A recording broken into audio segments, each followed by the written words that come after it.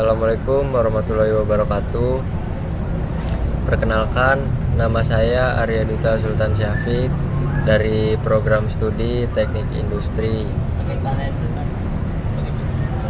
Di sini saya ingin mempresentasikan tentang studi kasus implementasi industri 5.0 dan Society 5.0. Di sini saya mengambil judul yaitu penarikan uang menggunakan e-wallet atau Dana. Nah, di sini observasinya yang pertama, e-wallet adalah dompet digital pribadi yang berisi instrumen pembayaran elektronik seperti mata uang virtual dan pembayaran kebutuhan lainnya. Yang kedua, Dana adalah sebuah startup yang berdiri pada tahun 2017 dan diperkenalkan secara resmi pada tanggal 21 Maret 2018 sebagai salah satu layanan pembayaran digital di Indonesia. Yang ketiga, masyarakat saat ini lebih nyaman untuk melakukan transaksi melalui e-wallet karena cenderung mudah diakses. Yang keempat, kegunaan e-wallet untuk menyediakan konsumen dan pedagang alat pembayaran elektronik yang dapat menangani biaya transaksi secara efektif. Nah, di sini ada analisa implementasi. Access what inside your wallet by your phone. Itu terbukti hashtag bukan dompet biasa. Konsumen bisa memasukkan uang, kartu bank, dan voucher ke dompet Dana. Save Bank Card in Dana. Pembayaran lebih mudah dan fleksibel dengan menambahkan kartu kredit atau debit.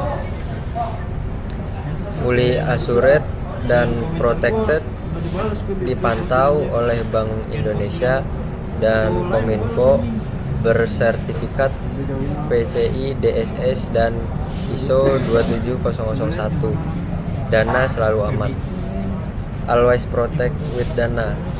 Dengan Dana Protection, data kartu konsumen akan aman dengan enkripsi tingkat lanjut sehingga hanya konsumen yang mengetahui data pribadi.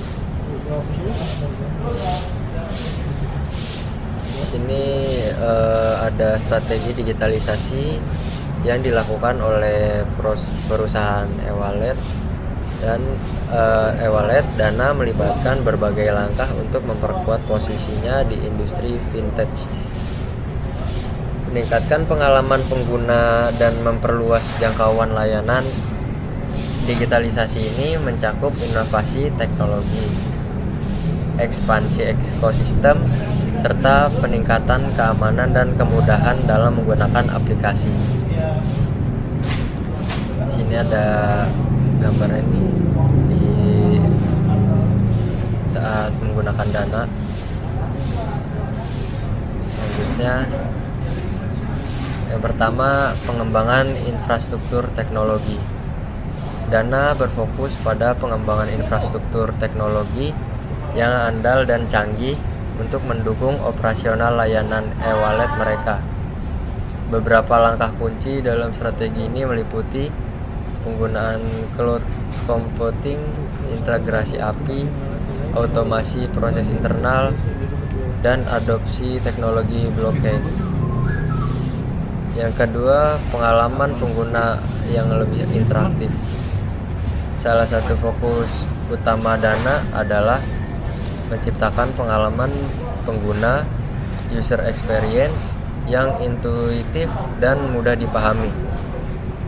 Beberapa strategi digitalisasi di area ini meliputi penggunaan antarmuka, sederhana, dan responsif.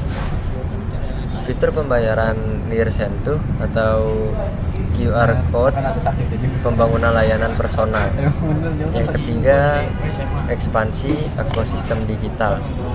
Digitalisasi Dana tidak hanya berhenti pada transaksi uang digital, tapi juga memperluas ekosistem layanan mereka untuk mencakup berbagai aspek kehidupan digital pengguna, seperti kolaborasi dengan merchant dan e-commerce, layanan keuangan digital, dan bisnis dan dana bisnis.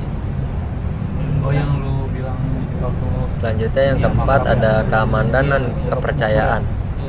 Untuk memperkuat kepercayaan pengguna terhadap platform mereka, Dana menerapkan berbagai langkah keamanan berbasis digital, diantaranya enkripsi dan verifikasi ganda, sistem anti-fraud berbasis AI, dan sertifikasi keamanan. Yang kelima, pendidikan digital dan inklusi keuangan.